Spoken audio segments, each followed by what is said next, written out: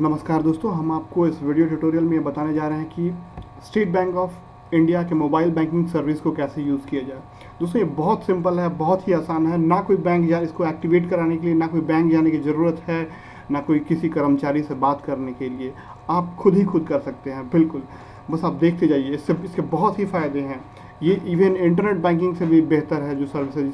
इसके लिए चार्जेस बहुत कम हैं और ना के बराबर हैं। प्रमोट किया जा रहा है गवर्नमेंट के थ्रू ताकि ज़्यादा से ज़्यादा लोग इसे यूज़ करें। तो दोस्तों ये service state bank of India के लिए भी है, state bank of Hyderabad, state bank of Mysore, state bank of ट्रांसपोर्ट को, स्टेट बैंक ऑफ पटियाला, सभी ब्रांचेस के लिए हैं। और आप इससे state bank to state bank within a second पैसा भेज सकते हैं, चाहे संडे हो, हॉलीडे हो या कुछ भी हो। अदर बैंक्स के लिए आपको वेट करना पड़ेगा अप टू 24 आवर्स तक और नेक्स्ट वर्किंग डेज तक। तो दोस्तों ये देखिए कैसे इसे एक्टिवेट करना है, हम आपको बता रहे हैं। तो बहुत ही सिंपल तरीका है, ये आप ध्यान दीजिए। सबसे पहले आप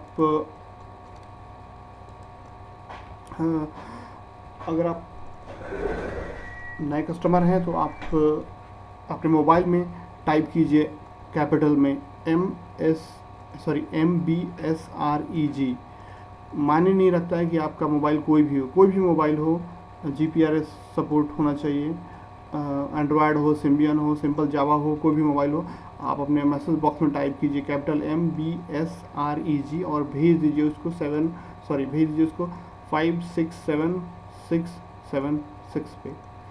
एक बार आप भेजेंगे, इसे भेजने के जस्ट बाद आपको आपके 3 रुपये कट जाएंगे आपका अकाउंट से और आपको ये मैसेज आएगा कि आपका यूज़र नेम ये है और एम पिन जो है वो ये है। अब आपको करना क्या है, आपको ये सॉफ्टवेयर डाउनलोड करना है, एप्लीकेशन डाउनलोड करना है अपने मोबाइल पे। दोस्तों ये अलग अलग मोबाइल फ़ोन के लिए अलग अलग फॉर्मेट होते हैं सॉफ्टवेयर। सपोज़ कीजिए आपको समझ में नहीं आ रहा है, अगर आपका फ़ोन एंड्रॉयड है तो कोई बात नहीं, अगर जावा या फिर सिम्बियन है तो आप गूगल में जाइए, गूगल में जाके ये फ्रीडम टाइप कीजिए, आपके पास ऐसे ऑप्शन आएंगे। आप इस ऑप्शन पे जाइए, यहाँ पे मोबाइल ऑनलाइन, इस पे जाने के बाद आपको क्लिक करने के बाद आपको एक साइट पे रिडायरेक्ट किया जाएगा जो कि स्टेट बैंक ऑफ इंडिया का साइट होगा। आप उसमें जाकर अपना कंपनी सेलेक्ट कीजिए। यहाँ से कंपनी एक बार सेलेक्ट करेंगे तो आपका मॉडल आएगा यहाँ पे, और मॉडल सेलेक्ट करने के बाद डाउनलोड टू पीसी पे क्लिक करेंगे तो सॉफ्टवेयर डाउनलोड हो जाएगा और इंस्टॉल कर लीजिए अपने मोबाइल फ़ोन में। अगर आपका एंड्रॉयड है तो आप गूगल प्ले में जाइए, स्टेट बैंक फ्रीडम लिखिए और इंस्टॉल कीजिए। उससे इंस्टॉल एक बार हो जाए तो आपके मोबाइल फ़ोन में ऑटोमेटिकली ऐसा आइकन बन जाएगा। यहाँ इंस्टॉल होने के बाद कोई भी फ़ोन हो उसे ओपन कीजिए। ओपन करने के बाद आपसे यूज़र आईडी पूछा जाएगा। आपको यहाँ पे वही आईडी डालना है जो आपको मैसेज में मिला था। एक बार आप इसमें अपना ये यूज़र आईडी डालेंगे, ये वाला यूज़र आईडी आपको अभी जो आया था मैसेज, डालने के बाद आप ओके करेंगे। लॉगिन करने के बाद आपसे पूछा जाएगा कि आप अपना एम पिन चेंज कीजिए। तो एम पिन चेंज करने के लिए आपको दोबारा फिर वही एम पिन जो है, ये एम पिन जो है आपका वहाँ डालने के लिए बोला जा रहा है। ये करंट एम पिन है आपका, आपको यहाँ पे एम पिन डालना होगा। एम पिन डाल के यहाँ डालिए और उसके बाद अपने से कस्टमाइजेबल, अपने लिए खुद के लिए 6 अक्षरों का, 6 डिजिट का एम पिन क्रिएट कीजिए और यहाँ पे फिर वही अपने से क्रिएट, जो कि फर्दर आपके लिए यूज़ होगा ट्रांजेक्शन में। और याद रखिए इस एम पिन को हर जगह यूज होगा। डालने के बाद चेंज कीजिए, एक्सेप्ट कीजिए बटन और ये हो जाएगा। होने के बाद आपके पास मैसेज आएगा ऐसा कि आपका एम पिन जो है सक्सेसफुली चेंज हो गया। ठीक है, तो अब आपका एम पिन जो नया वाला एम पिन हो गया, जो मैसेज में है वो नहीं रहेगा। उसके बाद आपको करना क्या है, आपको एक्चुअली ATM जाना होगा। ATM जाके आप आगे का प्रोसेस करना होगा।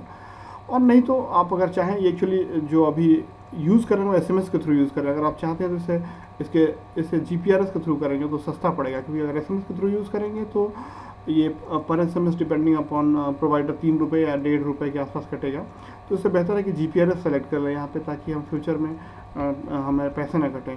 सेटिंग्स में जाएँ, सेटिंग्स में जाने के बाद यहाँ पे ऑप्शन आएगा चेंज चैनल पर क्लिक करें और यहाँ पे अभी आपका एक्टिव SMS है, उसे GPRS करना, GPRS पर क्लिक करें। एक बार करते ही आपसे पूछा जाएगा एम पिन, और दोबारा एम पिन जब डालेंगे आप, आपसे पूछा जाएगा, फिर वो कुछ पैसे कटेंगे आपके फिर, और फिर यहाँ पे आपसे दोबारा एम पिन पूछा जाएगा और फाइनली आपका हो जाएगा कंप्लीट प्रोसेस। तो आपको मैसेज आएगा कि validation from handset is successful, complete registration process ATM। तो आप SBI के किसी भी ATM पे जाएं, ATM में जाने के बाद आप अपना पिन नंबर इंटर करें और कार्ड डालने के बाद अपना ATM कार्ड डालिए और डालने के बाद पिन नंबर इंटर कीजिए। करने के बाद आपको यहाँ मोबाइल रजिस्ट्रेशन आएगा। मोबाइल रजिस्ट्रेशन कोई भी ATM में जाइए, state bank of India, state bank of Hyderabad, Mysore, किसी के लिए भी, अगर आप कोई भी इसमें से किसी भी यूज़ कर रहे हैं बैंक का ATM यूज़ कर सकते हैं, तो किसी का भी किसी में जा सकते हैं। जाके यहाँ पे क्लिक करें मोबाइल रजिस्ट्रेशन पे। एक बार मोबाइल इस पर क्लिक करने के बाद आपको ऐसा ऑप्शन आएगा register mobile number, D register पे क्लिक कीजिए। करने के बाद आपसे पूछा जाएगा आपका मोबाइल नंबर जो आप यूज़ करना चाहते हैं, जो आप बैंक में दिए हैं। तो यहाँ पे आपको अपना मोबाइल नंबर डालना होगा। डालने के बाद कंफर्म करने के लिए पूछा जाएगा। उसके बाद आपको बोला जाएगा आपका सक्सेसफुल हो गया ट्रांजेक्शन और आप यूज़ कर सकते हैं। तो बस इतना ही कुछ करना होता है दोस्तों। उसके बाद आप चाहे आप पैसे भेजिए किसी को, आपको भेजना है तो ओपन कीजिए, लॉगिन कीजिए अपने यूज़र नेम से और फंड ट्रांसफ़र में जाइए। जाने के बाद आपको सबसे पहले किसी को पैसे भेजने के लिए रजिस्टर करना होता है, तो रजिस्टर उसको करना होता है।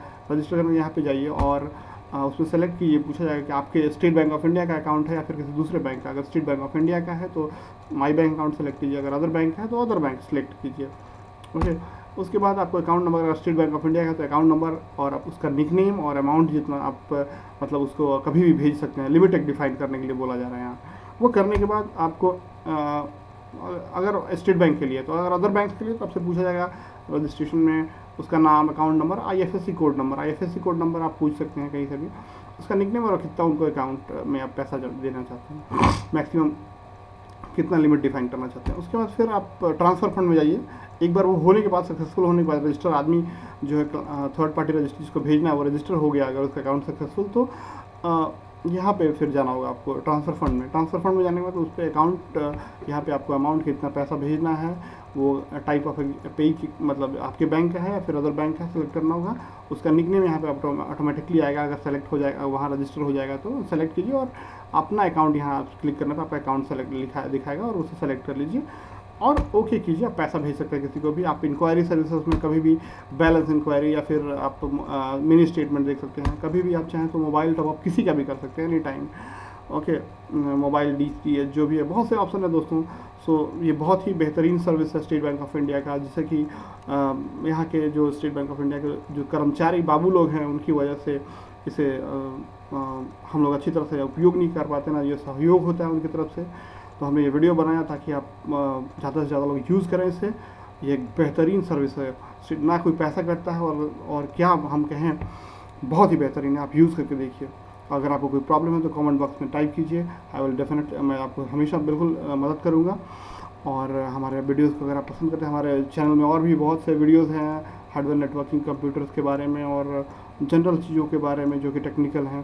अगर आप कोई इसे यूज़फुल समझे तो आप सब्सक्राइब कर लें हमारे चैनल को। बहुत बहुत शुक्रिया आपका इस वीडियो को देखने के लिए।